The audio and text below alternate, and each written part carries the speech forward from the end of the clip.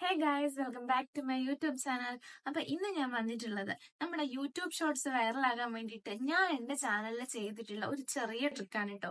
അതായത് അധികം ആരും പറഞ്ഞു തന്നിട്ടില്ലാത്ത ഒരു ചെറിയ കാര്യമാണ്. കാരണം എന്റെ ചാനലിൽ ഞാൻ ചെയ്ത് വർക്കൗട്ട് ആയിട്ടുള്ള ഒരു കാര്യമാണ് ഞാൻ ഈ പറയുന്നത്. ഏകദേശം ഞാൻ ഈ പറയുന്ന കാര്യങ്ങൾ ഞാൻ ചെയ്ത് നോക്കിയിട്ട് എനിക്കൊരു ഒറ്റ ഷോർട്സിൽ തന്നെ ഒരു 42,000 വ്യൂസ് ഒക്കെ വന്ന വീഡിയോസ് എന്റെ ചാനലിലുണ്ട്. നിങ്ങൾ ചെക്ക് ചെയ്ത് നോക്കിയാൽ മനസ്സിലാവും. അപ്പോ ആ ട്രിക്ക് എന്താണെന്നാണ് ഞാൻ ഇന്ന് വീഡിയോയിൽ പറയാൻ പോകുന്നത്.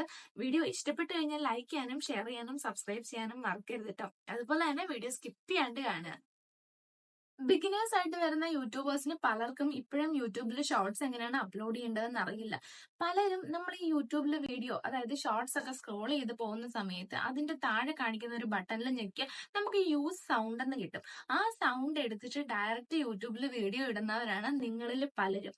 പക്ഷെ അങ്ങനെ ചെയ്യാൻ പാടില്ല. യൂട്യൂബിൽ ഷോർട്സ് അപ്ലോഡ് ചെയ്യേണ്ട ശരിയായിട്ടുള്ള രീതി, യൂട്യൂബ് ഓപ്പൺ ചെയ്യുക, അതിന്റെ താഴെയുള്ള പ്ലസ് ഐക്കൺ എടുക്കുക, അതിൽ നിന്നും ആഡ് സൗണ്ട് എടുത്ത് നമുക്ക് ഏതാണോ സൗണ്ട് വേണ്ടത് അതവിടെ സെർച്ച് ചെയ്യുക. അപ്പൊ താഴെ കാണിക്കുന്നതിൽ നമുക്ക് ഏറ്റവും കൂടുതൽ ആളുകൾ ചെയ്തിരിക്കുന്ന ഷോർട്സ് നമ്മൾ എടുക്കുക.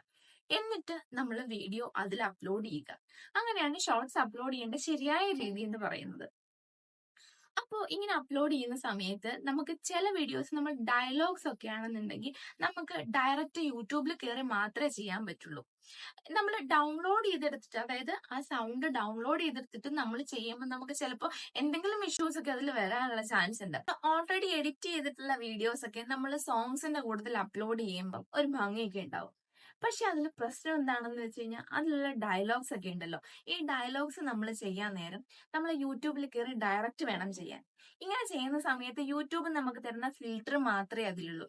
അതിൽ ചെയ്യുമ്പം ഈ പറയുന്ന എഫക്റ്റോ മറ്റുള്ള എഫക്റ്റോ കാര്യങ്ങളോ ഒന്നും നമുക്കതിൽ ചെയ്യാൻ പറ്റില്ല. അപ്പൊ ഇങ്ങനെ എഫക്റ്റ് ഒക്കെ കൊടുക്കാൻ വേണ്ടിയിട്ട്, അതായത് യൂട്യൂബിൽ നിന്ന് എടുക്കുന്ന ഡയലോഗ്സിന് നമ്മൾ ഡയറക്റ്റ് കയറി ചെയ്യുമ്പോൾ നമുക്കതിന് എഫക്റ്റ് കൊടുക്കണമെങ്കിൽ നമുക്കത് എങ്ങനെ ചെയ്യാം എന്നുള്ളതാണ് ഇപ്പൊ ഞാൻ വീഡിയോയിൽ പറയുന്നത്. നിങ്ങൾ സാധാ ചെയ്യുന്ന പോലെ തന്നെ യൂട്യൂബിൽ കയറുക, പ്ലസ് ഐക്കണിൽ പോവുക, നിങ്ങൾക്ക് വേണ്ട സൗണ്ട് സെർച്ച് ചെയ്യുക, അല്ലെങ്കിൽ ഡയലോഗ്സ് സെർച്ച് ചെയ്യുക, എന്നിട്ട് ഡയറക്റ്റ് യൂട്യൂബിൽ നിന്ന് തന്നെ ഈ വീഡിയോ ചെയ്യുക, എന്നിട്ട് അപ്ലോഡ് ചെയ്യുക.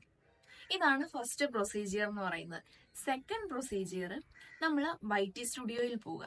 അതായത് ഇത് അപ്ലോഡായി 100% ആവുമല്ലോ. ആയി കഴിഞ്ഞ് കഴിയുമ്പോൾ YT സ്റ്റുഡിയോയിൽ കയറിയിട്ട് നമ്മുടെ ആ വീഡിയോ എടുക്കുക. ആ വീഡിയോ എടുക്കുമ്പോൾ അതിന്റെ സൈഡിലായിട്ട് 3 ഡോട്ട് കാണും. ആ ഡോട്ടിൽ ഞെക്കുമ്പോൾ നമുക്ക് കാണിക്കും സേവ് ടു ഡിവൈസ് എന്ന് പറഞ്ഞിട്ട്. അപ്പൊ ഈ സേവ് ടു ഡിവൈസ് കൊടുക്കുമ്പോൾ നമ്മുടെ ഫോണിലേക്ക് ഇത് ഓട്ടോമാറ്റിക്കലി സേവ് ആകും. ഇത് സേവ് ആയി കഴിഞ്ഞതിന് ശേഷം നിങ്ങൾ ഇൻഷോട്ട് ആണോ, ക്യാപ്കട്ട് ആണോ, കൈൻമാസ്റ്റർ ആണോ യൂസ് ചെയ്യുന്നത്, അതിലേക്ക് വീഡിയോ അപ്ലോഡ് ചെയ്യുക. അപ്ലോഡ് ചെയ്തതിന് ശേഷം നിങ്ങൾക്ക് എങ്ങനെയാണോ എഡിറ്റിംഗ് ചെയ്യേണ്ടത്, എങ്ങനെയാണോ എഡിറ്റിംഗ് നടത്തേണ്ടത്, ആ രീതിയിൽ എഡിറ്റിങ്ങും കാര്യങ്ങളും ഒക്കെ നടത്തുക.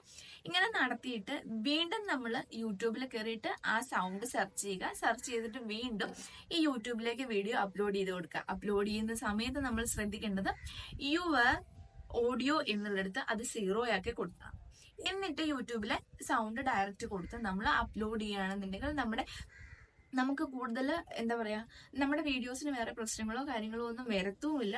അതുപോലെ തന്നെ നമുക്ക് ഒരു എക്സ്ട്രാ എഫക്റ്റും അല്ലെങ്കിൽ എഡിറ്റിങ്ങും കാര്യങ്ങളും ചെയ്തിട്ട് നമുക്ക് അപ്ലോഡ് ചെയ്യാൻ പറ്റുന്നതുകൊണ്ട് കൂടുതൽ നമുക്കൊരു സാറ്റിസ്ഫാക്ഷൻ കിട്ടും. അതുപോലെ തന്നെ നമുക്ക് മറ്റുള്ളവരിലേക്ക് എത്തുമ്പോൾ നമുക്ക് കണ്ടിരിക്കാനുള്ള ഒരു ഭംഗി കൂടുകയും ചെയ്യും.